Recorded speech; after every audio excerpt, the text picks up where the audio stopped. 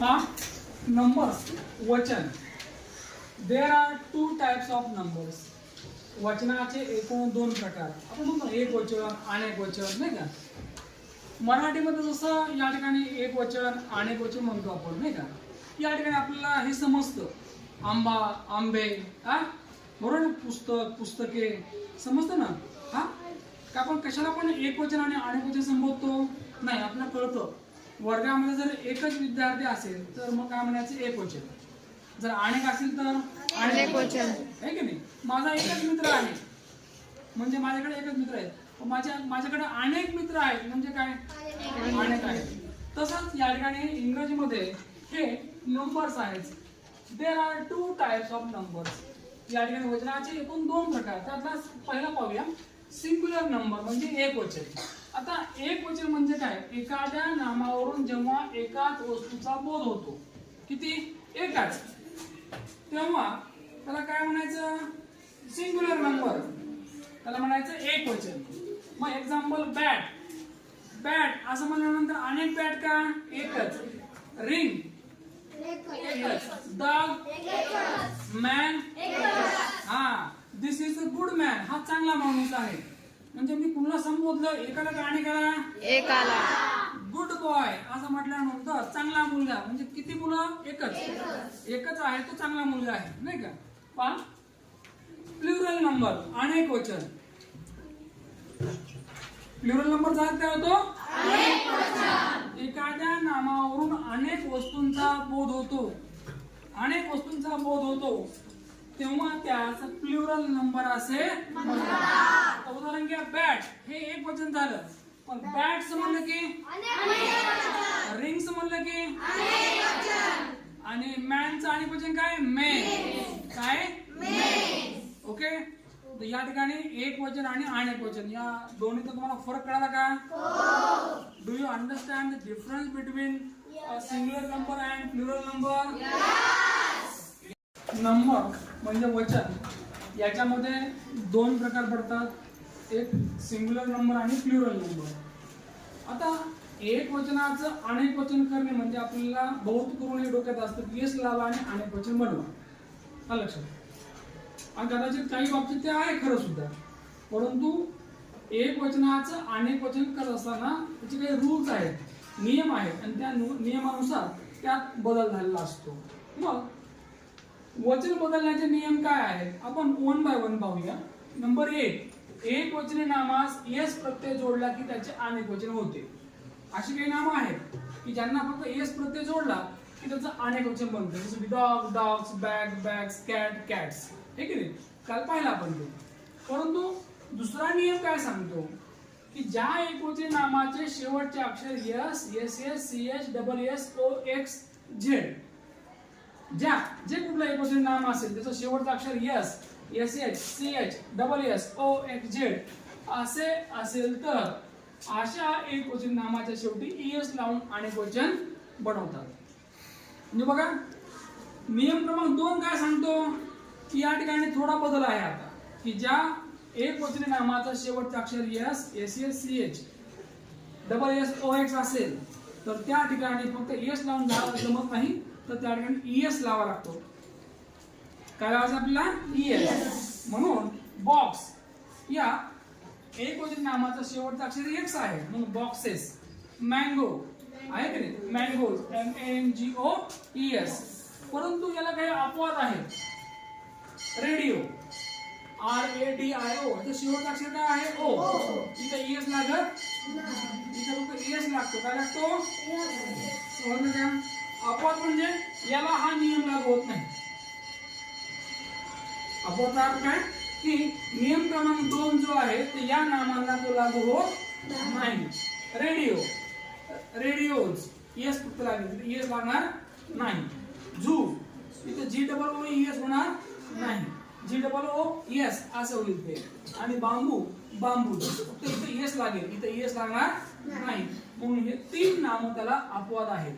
परंतु OX ox एक आहे की नाही, परंतु या ऑक्सचं अनेक वचन ऑक्सेन असं होतं. काय होतं ऑक्सेस होत, म्हणून ऑक्स वगैरे अपवाद आहे. कोणता ऑक्स.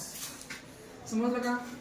याचं अनेक वचन काय आहे? ऑक्सेन, ऑक्सेस नाही, मग ही नामं त्याला अपवाद आहेत. समजलं का? नियम क्रमांक 3 काय सांगतो? ज्या एकवचनी नामाचे शेवटचे अक्षर वाय काय असेल? वाय असेल तर अशा वेळी वाय काढावे व त्या ठिकाणी आय घेऊन पुढे ईएस प्रत्यय जोडायचा, म्हणजे त्याचं अनेक वचन तयार होतं. उदाहरण घ्या, city. I have written here one example, city. City या नामाकडे पाहिल्यानंतर शेवटचं अक्षर काय आहे? वाय. म्हणून मी काय केलं? CITIES, वाय काढला, आय घेतला आणि पुढे ईएस जोडला. बेबी, BABY आहे की नाही? Baby, BABIES. Fly, flies, Y काढला, आय टाकला, फ्लाईज. परंतु याच नियमाला अनुसरून आणखी एक नियम आहे. परंतु वायच्या अगोदर स्वर असेल. आता बघा, मागचे जे काही प्रकरण आहेत ते प्रकरण पुढे कामाला येतात.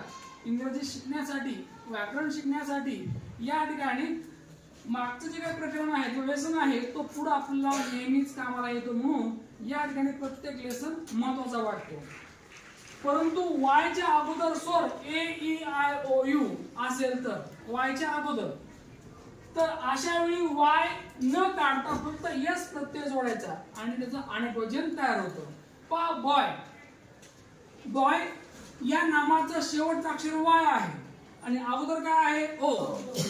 AEIOU आय आलं का? म्हणून बॉय, बॉईज. इथं BOIES होणार नाही. डे, DAY, परत वायच्या अगोदर ए आहे म्हणजे स्वर आहे. म्हणून या ठिकाणी सुद्धा फक्त यस प्रत्यय लागेल, म्हणून डेज.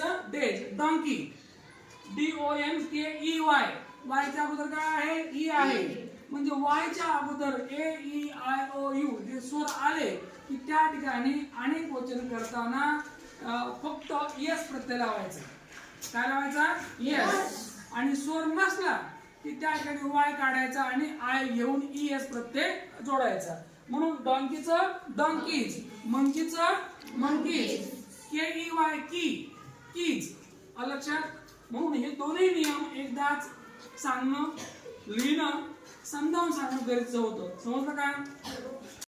नंबर या मालिकेतला पुढचा नियम आपल्याला काय सांगतो की ज्या एकवचनी नामाचे शेवटचे अक्षर F किंवा FE असेल, काय असेल?